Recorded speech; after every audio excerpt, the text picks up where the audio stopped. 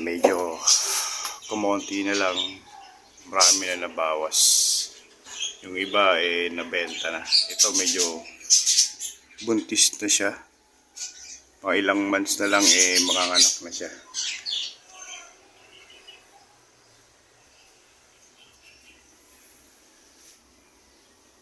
Ito yung katabi namin, maraming bunga ng kalamansi. Baka sunod na araw pwede na to anihin. Ayan. Dahil bunga medyo namumulaklak pa. Ayan, mga namumulaklak pa. Sunod na araw marami na rin yung susulpot ng bago. Ayan pa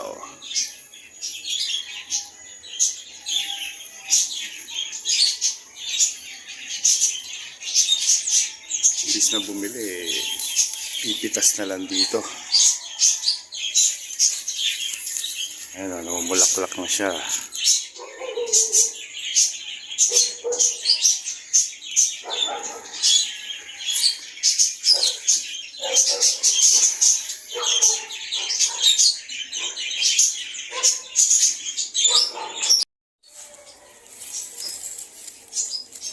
Ito yung tsura ng third floor namin sa ito yung medyo hindi gano'n nagagalawan, kaya nagtatanim-tanim kami kahit konti. May malunggay, merong lemon, kaso hindi pa rin siya namumunga hanggang ngayon, ilang taon na yan.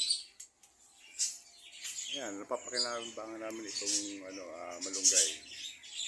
Ayan, meron pa rito.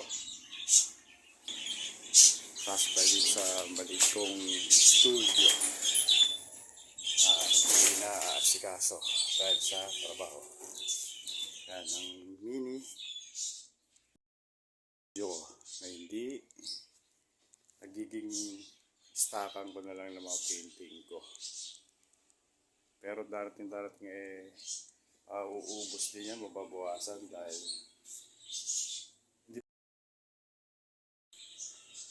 ito yung mga sample ng trabaho ko na hindi ko pa na-ipi-frame.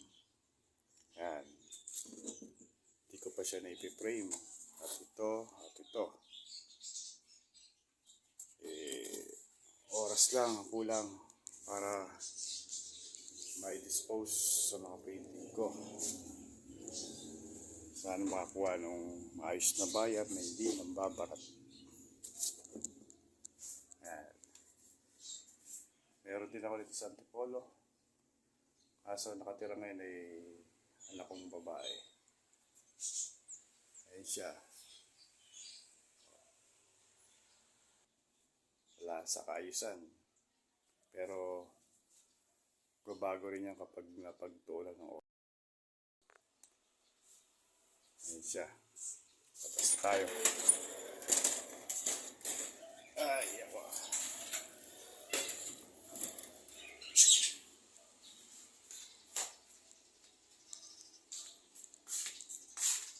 Makalaga ako ibon.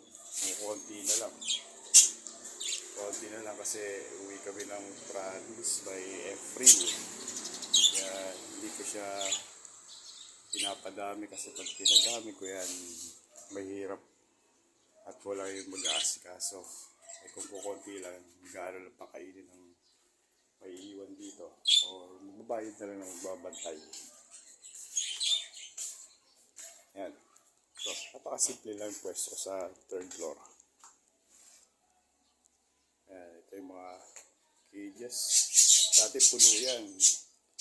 Yung mga nakarambuan, maraming pusa yan. Kaso, naibenta na karamihan. Yung mga natira na lang ito, sila Pogi.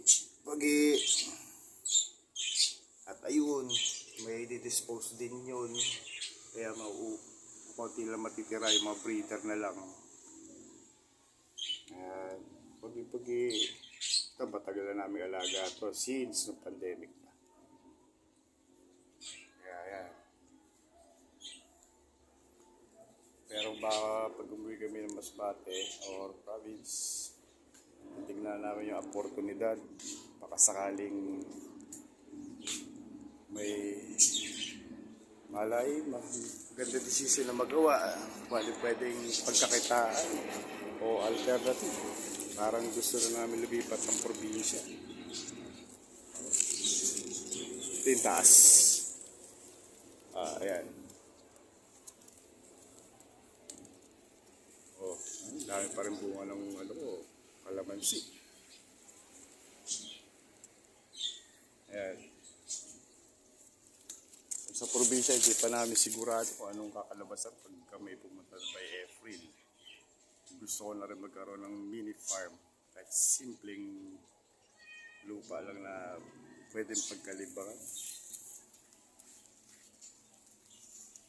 Importante yung pang-araw-araw na pangailangan saan kukuha ng pera.